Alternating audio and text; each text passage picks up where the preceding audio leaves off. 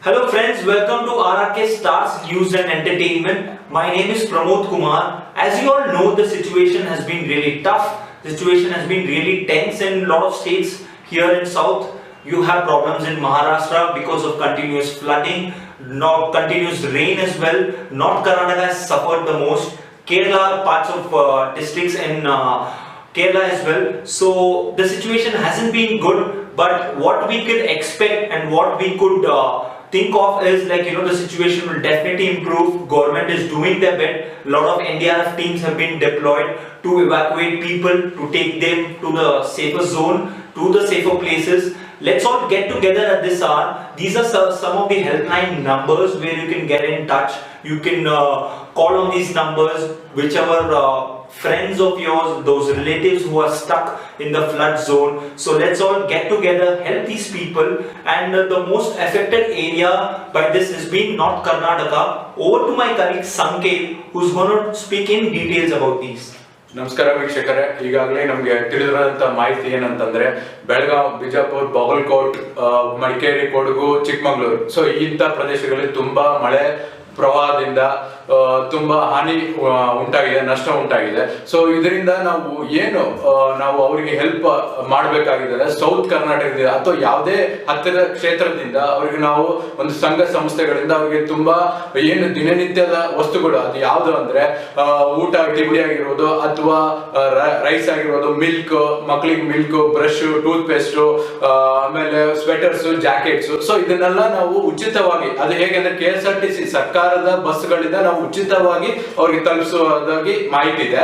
ಅದಾದ್ಮೇಲೆ ಇನ್ನೊಂದೇನಂದ್ರೆ ನಾವು ಈ ಮಳೆಗಾಲದಲ್ಲಿ ತುಂಬಾ ಸೇಫ್ಟಿ ಮುಖ್ಯ. ಮೆಜರ್ಮೆಂಟ್ಸ್ ಈಗ ಆಲ್ರೆಡಿ ನೋಡಿದ್ರೆ 10 ಜನ ಸತ್ತೋಗಿದ್ದಾರೆ ಅಂತ, ಅದಕ್ಕೆ ಅದ್ರ ಮೌಲ್ಯ ನಾವು ಕಟ್ಟಬೇಕಾಗಿದೆ. ಸೊ ಅದ್ರ ಮೌಲ್ಯ ಇನ್ನೂ ಈ ತರದ ಸಾವುಗಳು ಹೆಚ್ಚಾಗಬಾರ್ದು. ಸೊ ಅದಕ್ಕೋಸ್ಕರ ನಾವು ಸೇಫ್ಟಿ ಟಿಪ್ಸ್, ಮೆಜರ್ಮೆಂಟ್ಸ್ ಒಂದು 3-4 ಹೇಳ್ತೀವಿ. ಸೊ ನೀವು ಫಾಲೋ ಮಾಡಿದ್ರೆ ಅದನ್ನ ಮಕ್ಕಳು, ನೀವು ಸೇಫ್ ಆಗಿರ್ಬೋದು. ಸೊ ಎಲ್ಲರ ಶಕ್ತಿ, ನಿಮ್ಮ ಪೇಷನ್ಸ್ ಆಗಿರಿ, ಎಲ್ಲರೂ ತುಂಬಾ ಹೆಲ್ಪ್ ಮಾಡ್ತಾ ಇದಾರೆ. ಎಲ್ಲ ಸಂಘ ಸಂಸ್ಥೆಗಳು ಬರ್ತಾ ಇದೆ, ಸರ್ಕಾರ ಕಡೆಯಿಂದನೂ ನಿಮ್ಗೆ ಸಹಾಯ ಸಿಗ್ತಿದೆ. ಸೊ ಸೇಫ್ಟಿ ಮೆಜರ್ಮೆಂಟ್ಸ್ ಯಾವ ತರ ಅಂತಂದ್ರೆ, ಮೊದಲದಾಗಿ ವಿದ್ಯುತ್ ಕಂಬದಿಂದ ಸ್ವಲ್ಪ ದೂರ ಇದೆ. ಮಕ್ಕಳು ಅಥವಾ ಜನರು ನೀವು ತುಂಬಾ ದೂರವಿರಿ. ಅಕಸ್ಮಾತ್ ವಿದ್ಯುತ್ ತಂತಿಗಳು ಏನಾದ್ರು ಬಿದ್ದಿದ್ರೆ 109ಗೆ ಕಾಲ್ ಮಾಡಿದ್ರೆ KEB ಇಂದ ಬಂದು ಅದ್ರ ಏನ್ ಬೇಕೋ ಅದು ಸಹಾಯ ಮಾಡ್ತಾರೆ.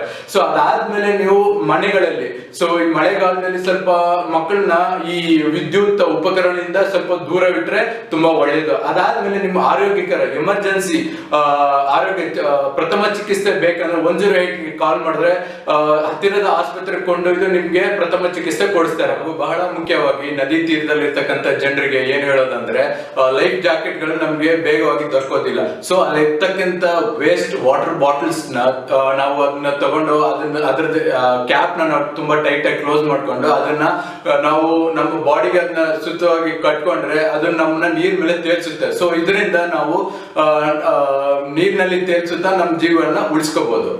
Rightly spoken by my colleague. I know people have not really lost their homes, people have lost their lives as well. This has affected a lot of states. Situation will definitely improve.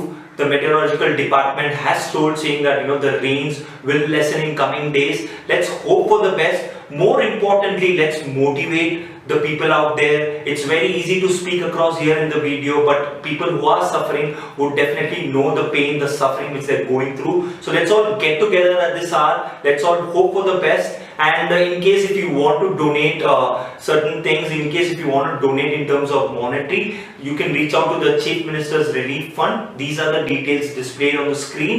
So yes, let's hope for the best, guys. Things will definitely improve. You leave a comment in case if you want to reach out to someone, in case of any information you want to put across. And thank you so much.